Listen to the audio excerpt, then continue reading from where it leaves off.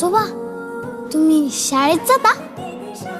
अजून तुला एक गंमत सांगू, गणित मॅथ सगळं सगळं सोपं असतं रे. हे लोक उगाच घाबरवतात आपल्याला.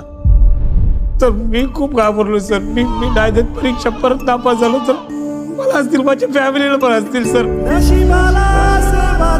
तुम्ही या लोकांनाच का निवडलो शाळेसाठी? उद्या शिकले तरी काहीतरी मोठं काम करतील. यांचा टॅलेंट वाया जाऊ देता कामा नये. तुम्हाला त्यांना फक्त शाळा शिकवायची नाहीये, तुम्हाला त्यांना स्वप्न बघायला शिकवायची. आग पेटवा सर, आग पेटवा. खूप कष्टाने इथपर्यंत आलोय आपण. तर थांबायचं नाही. आता थांबायचं, आता थांबायचं.